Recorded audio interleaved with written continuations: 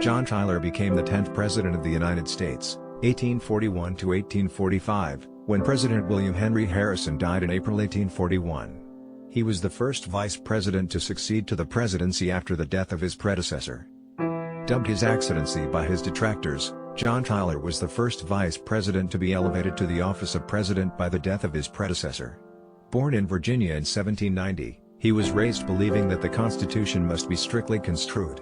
He never wavered from this conviction. He attended the College of William and Mary and studied law. Serving in the House of Representatives from 1816 to 1821, Tyler voted against most nationalist legislation and opposed the Missouri Compromise. After leaving the House, he served as governor of Virginia. As a senator, he reluctantly supported Jackson for president as a choice of evils. Tyler soon joined the states' right Southerners in Congress, who banded with Henry Clay, Daniel Webster, and their newly formed Whig Party opposing President Jackson. The Whigs nominated Tyler for vice president in 1840, hoping for support from Southern states' writers who could not stomach Jacksonian democracy. The slogan "Tippecanoe" and Tyler too implied flag-waving nationalism plus a dash of Southern sectionalism. Clay, intending to keep party leadership in his own hands, minimized his nationalist views temporarily. Webster proclaimed himself a Jeffersonian Democrat. But after the election, both men tried to dominate old Tippecanoe. Suddenly President Harrison was dead, and Tyler too was in the White House. At first the Whigs were not too disturbed, although Tyler insisted upon assuming the full powers of a duly elected president. He even delivered an inaugural address, but it seemed full of good Whig doctrine. Whigs, optimistic that Tyler would accept their program, soon were disillusioned. Tyler was ready to compromise on the banking question, but Clay would not budge.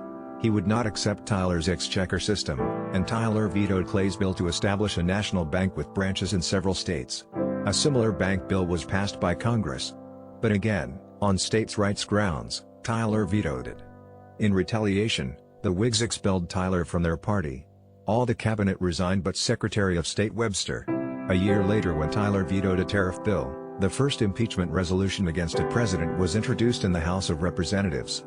A committee headed by Representative John Quincy Adams reported that the president had misused the veto power, but the resolution failed. Despite their differences, President Tyler and the Whig Congress enacted much positive legislation.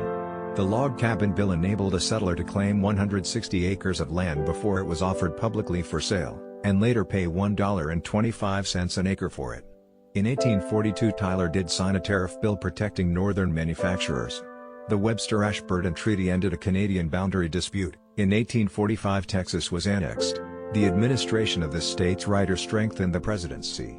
But it also increased sectional cleavage that led toward civil war. By the end of his term, Tyler had replaced the original Whig cabinet with Southern conservatives. In 1844, Calhoun became Secretary of State.